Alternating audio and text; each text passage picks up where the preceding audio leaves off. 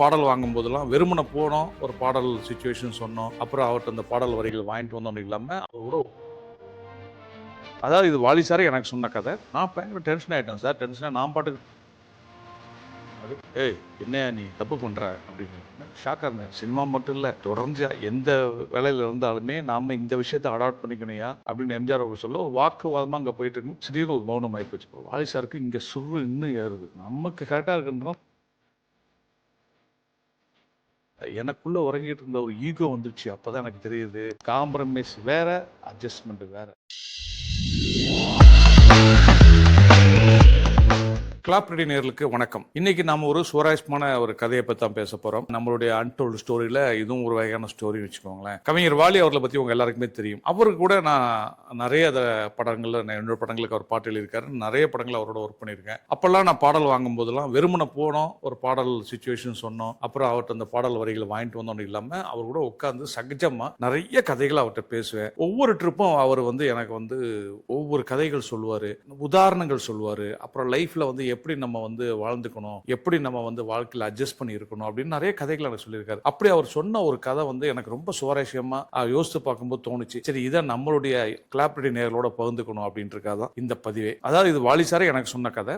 ஒரு தடவை நான் அவர்கிட்ட பாடல் எழுத காப்பு இருந்தப்போ வாலி சாரோட பேசிட்டு இருந்தேன். அப்போ வாலி சார்ட்ட சொன்ன இந்த மாதிரி எனக்கு அந்த படப்பிடிப்பில் நடந்த ஒரு விஷயத்த சொல்லி நான் பயங்கர டென்ஷன் ஆயிட்டேன் சார். டென்ஷனா நான் பாட்டுக்கு போய் இதுல என்ன தப்பு இருக்குன்னு சொல்லி நான் பேசிட்டேன். அதுக்கப்புறம் ஒரு பிரச்சனை ஆச்சு சார். அந்த பிரச்சனை ஒரு கூலாகி சால்வ் ஆயிடுச்சு அப்படின்னு நான் எனக்கு நடந்த ஒரு பிரச்சனையை, ஒரு முக்கியமான ஆளோடு நடந்த ஒரு பிரச்சனையை நான் அவரோட டிஸ்கஸ் பண்ணி சொல்லும் போது அவர் சொன்னாரு, ஏய் என்னையா நீ தப்பு பண்ற அப்படின்னாரு. எனக்கு ஷாக்கா இருந்தேன். நான் நினைச்சது நான் செஞ்சது ரைட்டுன்னு அவர் சொல்லுவார் நினைச்சிட்டு இருந்தா, அவர் தப்பு பண்ற அப்படின்னு நான் என்னென்ன சொல்றீங்க, நான் அவர் அண்ணன் தான் கூடுவேன், என்னென்ன சொல்றீங்க அப்படின்னு.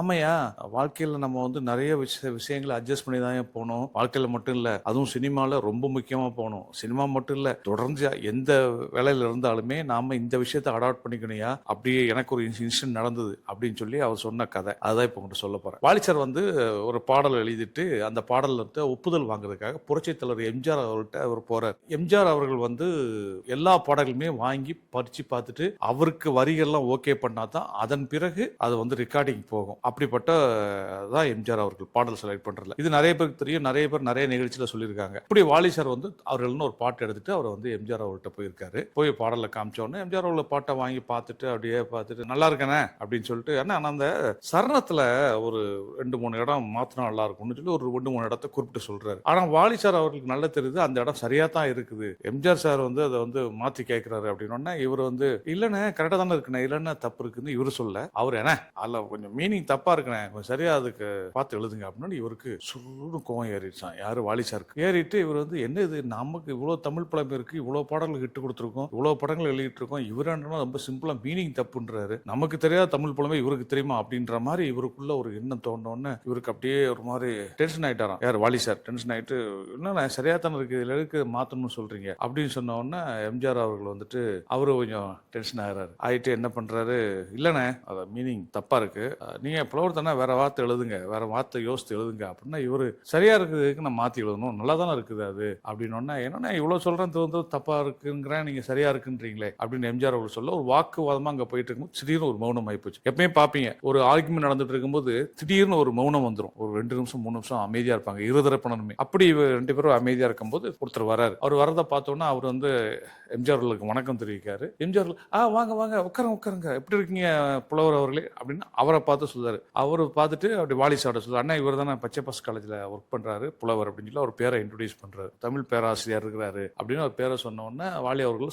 பரஸ்பர வணக்கம் சொல்லிக்கிறாங்க. இப்போ எம்ஜிஆர் அவர்கள் புலவர வாலி என்ன ஒரு பாட்டு எழுதிட்டு வந்திருக்காரு, அதுல சரணத்துல 2-3 இடத்துல ஒரு கரெக்ஷன் தப்பா இருக்குன்ற அவர் ஒத்துக்கவே மாட்டேங்காரு, இந்த சரணத்தை பாருங்க அப்படின்னு எடுத்து இந்த வந்த பேராசிரியர் புலவர்கிட்ட கொடுக்குறாரு. அவர் அந்த சரணத்தை பாக்குறாரு. பார்த்துட்டு ஆமா தலைவரை நீங்க சொன்ன மாதிரி தப்பா தான் இருக்கு அப்படின்னு எம்ஜிஆருக்கு சப்போர்ட்டா அவர் கருத்து சொல்லியிருப்போம். வாலி சாருக்கு இங்க சுரு இன்னும் ஏறுது. நமக்கு கரெக்டா இருக்குன்றோம், தமிழ் புலவர்ன்றாரு, அந்த ஆள் உட்காந்துக்கிட்டு அவரும் தப்புன்றாரு அப்படின்னு இருக்கும்போது எம்ஜிஆர் பாத்தியானே நான் சொன்ன மாதிரியே அவரும் சொல்றாரு, கொஞ்சம் சரி பண்ணுங்கண்ணே அப்படின்னு சொல்லிட்டு இருக்கும்போது உதவி இயக்குனர் வந்து ஷார்ட் ரெடினோடனே எம்ஜிஆர் அவர்கள் எந்திரிச்சு போயிட்டாங்க. போன உடனே இப்போ இவங்க 2 பேரும் தான் உட்காந்துருக்காங்க. அந்த வந்த பேராசிரியர் புலவரும் இவரும் உட்காந்துருக்காங்க, வாலி சாரும். வாலி சார் அவர் எம்ஜிஆர் அவர்கள் போன உடனே, என்னங்க நீங்க புலவர்ன்றீங்க, சரணத்தில் அவர் சொன்னான்றீங்க தப்புன்றீங்க, என்னங்க தப்பு இருக்குது அப்படின்னா, அவர் இந்த புலவர் அண்ணன் தப்பு இல்லைண்ணே, நீட்டா இருக்குன்னு, எந்த தப்பும் இல்லை, கரெக்டா இருக்குது அப்படின்னா. அப்புறம் ஏன் தப்பு இருக்குன்னு சொன்னேன். அண்ணே சொல்றது எம்ஜிஆர்னு, அவரால் தான் நான் அந்த காலேஜில் ப்ரொஃபஸரா இருக்கிறேன், அவர் எனக்கு நிறைய உதவிகள் பண்ணியிருக்காரு, நான் ஏன்னா அவரை போய்ச்சிக்கணும்,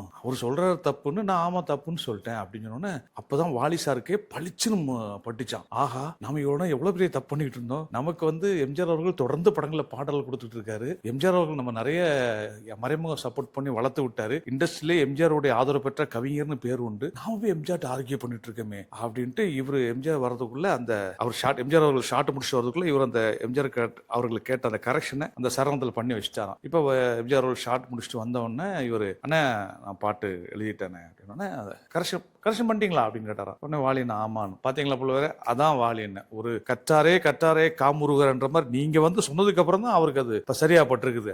சரிங்க எழுத சரணத்தை காமிங்க அப்படின்னு இவர் அந்த கரெக்ஷன் பண்ண சரணத்தை காமிச்சிருக்காரு. சூப்பரா இருக்கு. இதுதானே கேட்டேன், என்னன்னு நீங்க எவ்வளவு பெரிய கவிஞர், நீங்க எவ்வளவு அழகழகா எழுதுவீங்க, எத்தனை ஆல்டர்னேட்டிவ் கேட்டாலும் கொடுக்க ஆள் நீங்க ஏன் இப்படி சம்மந்தெல்லாம் திடீர்னு ஆர்கியூ பண்ணிட்டீங்க அப்படின்னு இவரு அது திடீர்னு எனக்கே தெரியல அப்படின்னு இவரு வாலி சார் ஏதோ சொல்லி சமாளிக்கும். அருமையா இருக்குண்ணே, இதை ஃபிக்ஸ் பண்ணுங்க அப்படின்னு சொல்லி அந்த பாடலை ஃபிக்ஸ் பண்ணாராம். ஃபிக்ஸ் பண்ணிட்டு எம்ஜிஆர் அவர்கள் பயங்கர சந்தோஷமாயிட்டு ப்ரொடியூசரை கூப்பிட்டு, வாலி என்ன இந்த ஸ்பாட்டுக்கு கொஞ்சம் எக்ஸ்ட்ரா ஒர்க் பண்ணிட்டாரு, அவருக்கு எக்ஸ்ட்ரா பேமெண்டா கொடுங்க அப்படின்னு சொல்லி எக்ஸ்ட்ராவா ஒரு தொகையும் வாங்கி கொடுத்தாராம். இதை வந்து வாலி சார் என்கிட்ட சொல்லிட்டு, நான் அன்னைக்கு தப்பு பண்ணிருப்பேன், நான் வந்து உண்மையிலேயே ரொம்ப கோவப்பட்டேன், உள்ளுக்குள்ள எனக்குள்ள உறங்கிட்டு இருந்த ஒரு ஈகோ வந்துருச்சு, அப்பதான் எனக்கு தெரியுது என்ன நம்ம ஒரு தமிழ்ல இவ்வளவு பாடல் எழுதியிருக்கோம், நமக்கு இவ்வளவு இலக்கணம் தெரியும், இவரு மீனிங்ல சொல்றாரு அப்படின்னு சொல்லிட்டு எனக்கு கோவம் வந்துருச்சு.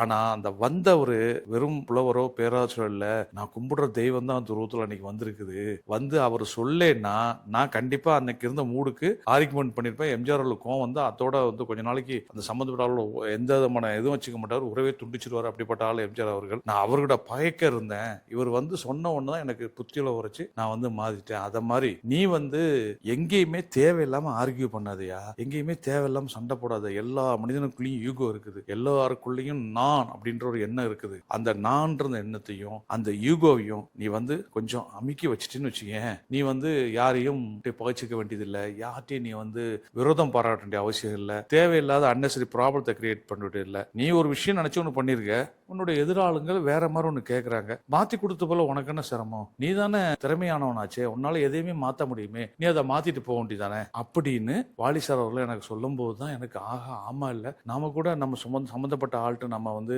தேவையில்லாம ஆர்கியூ பண்ணிட்டோம்ல அப்படின்னு நெக்ஸ்ட் டேயே நான் போய் நான் யார் கூட முதல் நாள் ஆர்கியூ பண்ணோம் அவர்கிட்ட போய் நான் பேசி சமாதானமாகி இன்று வரைக்கும் எனக்கும் அவருக்குமான நட்பு தொடருது. ஸோ இந்த கதையை நான் எதுக்கு நம்மளுடைய யூடியூப் சேனல் மூலமா உங்களுக்கு நான் அதை பதிவு பண்றேன்னா, நம்ம வாழ்க்கையில பல விஷயங்களை நீங்க அச்சீவ் பண்ணோம்னா உங்களுக்கு வெவ்வேறுமான ஆட்களுடைய சப்போர்ட் தேவை, தனிமரம் தோப்பாகாது. ஸோ நீங்க உங்களுடைய திறமையவோ இல்ல உங்களுடைய வேலையினுடைய தன்மையிலையோ இல்ல நீங்க வந்து உங்களுடைய படைப்புகளையோ இல்ல எந்த ஒரு விஷயத்த பண்ணாலும் அதற்கு யாராவது ஒருத்தங்க சஜஷனா எதிர்க்கிறது சொல்லும் போது அந்த கருத்து சொல்ற ஆள் யார், அவர் எதனால் அந்த கருத்து சொல்றார், நாம அவர் கூட இந்த விஷயத்துல எவ்வளவு இணைந்து பயணிக்கலாம்னு கூடுமான வரைக்கும் நீங்க அவரோட அட்ஜஸ்ட் பண்ணி போறதுங்கிறது வந்து உங்களுடைய வளர்ச்சிக்கு நல்லது. இதுக்கு பேர் காம்ப்ரமைஸ் கிடையாது பிரதர். நிறைய பேர் சொல்லுவாங்க, அப்ப காம்ப்ரமைஸ் சொல்றீங்களா? ஆமாங்க, இது பேர் காம்ப்ரமைஸ் கிடையாது. காம்ப்ரமைஸ் வேற, அட்ஜஸ்ட்மெண்ட் வேற. அட்ஜஸ்ட்மெண்ட்ங்கிறது என்னது, நல்ல பசியோட ஒரு ஹோட்டலுக்கு போறீங்க, நல்ல பசியோட போறீங்க, போறப்போ அங்க போன உடனே நீங்க வந்து இட்லி இருக்காப்பா அப்படின்னா அவன் இட்லி இல்லைன்றான், தோசையும் இல்லை சார், அப்போ சப்பாத்தி இல்ல, சப்பாத்தியும் இல்லை. அடுத்த நிமிஷம் நீங்க கேட்கற கொஸ்டின் என்னவாத்திரமா இருக்கும், வேற என்ன இருக்குன்னு கேட்பீங்க. ஏன்னா உங்களுக்கு பசி, எதையாவது சாப்பிட்டு பசி அனுப்பணும். ஹோட்டலுக்காரன் நம்ம கேட்ட 3 ஐட்டம் இல்லைன்ட்டான், அப்ப எதையாவது ஒன்று சாப்பிட்டு நம்ம வந்து அந்த நேரத்துக்கு நம்மளுடைய பசியை வந்து நம்ம வந்து சரி பண்ணணும். அதுக்காக நம்ம என்ன இருக்குமோ அவங்க என்ன ஐட்டம் இருக்குன்றாங்களோ அதை நம்ம சாப்பிட்டு அந்த நேரத்துக்கு பசியை நம்ம வந்து ஆத்திக்குவோம். இதுதான் நாம சிச்சுவேஷனுக்குள்ள அடாப்ட் ஆகி போறது. இதுக்கு பேர் காம்ப்ரமைஸ் கிடையாது. ஆனா உங்கள் உடம்பை நீங்க கெடுக்கான சூழலை தவிர மற்றபடி அட்ஜஸ்ட் பண்ணிட்டு கிடைக்கிறத சாப்பிட்டு போறதுன்னு சூழல் இருக்கு இல்லையா, அதுதான் அட்ஜஸ்ட்மெண்ட், அதுதான் வந்து சிச்சுவேஷனுக்கு அடாப்ட் ஆகுது. இதுக்கும் காம்ப்ரமைஸ்க்கும் ஐநூறு வித்தியாசம் இருக்குது. அது தெரிஞ்சிட்டாலே வாழ்க்கையில பல விஷயங்களை நம்ம வந்து சாதிச்சிடலாம், ஜெயிச்சிடலாம். எனக்கு வாலி சார் இந்த கதையை சொன்னது பல இடங்கள்ல அடாப்ட் பண்ணியிருக்கிறேன், பல இடங்கள்ல எனக்கு வந்து இது வந்து பெரிய ஹெல்ப்ஃபுல்லா இருந்திருக்கு. ஸோ இந்த பதிவின் மூலமா நான் உங்களுக்கு சொல்றது, நீங்க உங்களுடைய ஈகோயும் நான் என்ற தன்மையும் கொஞ்சம் விட்டு கொடுத்து போனீங்கன்னா நீங்க நினைக்கிற விஷயத்துல இல்ல நீங்க அடையணும்னு நினைக்கிற இலக்கை ஈஸியாக அடைஞ்சிடலாம். சில பேர் இப்படி இல்லாமலாம் அடைஞ்சிருக்காங்க. சும்மா இதெல்லாம் வந்து எல்லாவற்றிலும் எக்ஸெப்ஷன் 1% 2% இருக்கும். அப்படி பிடிவாதமாகவும் நான் நினைச்சதான் செய்வேன்னு சாதிச்சவர்கள் ரொம்ப கம்மியான பெர்சன்டேஜ் இருப்பாங்க. 1 அல்லது 2% இருப்பாங்க. பட் அவர்களும் இழந்திருப்பார்கள். அதை வெளியே சொல்லியிருக்க மாட்டாங்க. வேற ஏதோ சில ஃபேக்டர்ஸ் அவங்களுக்கு கூட அவங்களை வெற்றி அடைஞ்சிருக்கும். ஆனா 98% பேர் இந்த பாலிசியை, நான் சொன்ன அந்த வாலிசார் பாலிசியை மெயின்டைன் பண்ணி தான் ஜெயிச்சிருக்காங்க. ஸோ நீங்க வாழ்க்கையிலையும் சரி, சினிமாலையும் சரி, இல்ல தொழில் வேற எந்த இடத்துல இருந்தாலும் ஜெயிக்கணும்னு நினைச்சீங்கன்னா இந்த விஷயத்தை ஃபாலோ பண்ணுங்க. மீண்டும் ஒரு நல்ல வீடியோவில் உங்களை சந்திக்கும் வரை உங்களிருந்து விடைபெற்றுக் கொள்வது உங்கள் அன்பு ஏ. வெங்கடேஷ்.